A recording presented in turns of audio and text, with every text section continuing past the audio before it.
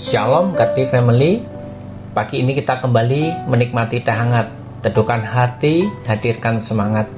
Firman Tuhan hari ini diambil dari surat Yakobus pasal yang keempat ayat 1 sampai ke 10. Namun saya akan membacakan hingga ayat yang keempat saja. Demikian firman Tuhan.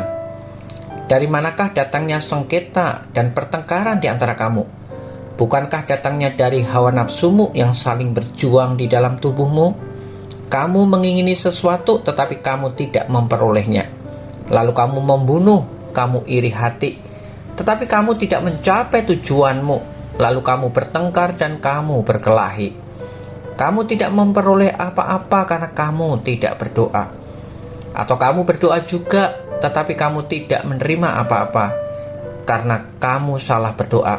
Sebab yang kamu minta itu hendak kamu habiskan untuk memuaskan hawa nafsumu. Hei kamu orang-orang yang tidak setia, tidakkah kamu tahu bahwa persahabatan dengan dunia adalah permusuhan dengan Allah? Jadi barang siapa hendak menjadi sahabat dunia ini, ia menjadikan dirinya musuh Allah. Demikian jauh firman Tuhan. Godly Family yang terkasih, kehidupan yang kita jalani ini penuh dengan kompetisi dan perbandingan yang dapat menimbulkan iri hati. Sikap iri hati ini kerap tersembunyi dan tidak diakui meski dialami semua orang. Secara psikologi, iri hati dialami oleh orang-orang yang rendah diri dan yang mengalami kegagalan.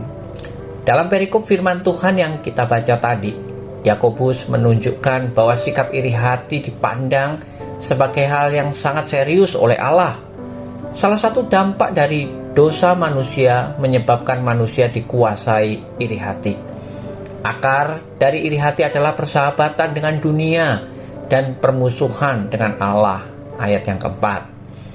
Iri hati merupakan ekspresi ketidakpuasan manusia terhadap posisinya yang telah ditetapkan Allah dalam tatanan semesta ciptaan. Segala pemberian Allah dirasakan tidak cukup. Hawa nafsu menguasai dirinya. Ia menginginkan banyak hal, namun secara tidak terkendali. Ia selalu merasa kurang, sebab segala sesuatu tidak dapat memuaskannya. Iri hati membutakan diri terhadap anugerah Allah. Iri hati tidak hanya didapati pada orang yang tidak pernah berdoa. Ada juga orang-orang yang seakan religius, namun menentang Allah. Baginya doa bukanlah relasi dan penyandaran diri kepada Allah, melainkan sebagai sarana untuk menuntut Allah agar memuaskan hasratnya yang tak terbatas.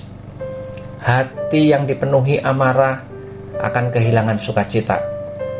Iri hati menimbulkan perasaan tidak senang karena segala sesuatu yang dimiliki orang lain. Ia dapat mewujud dalam segala tindakan tanpa kasih.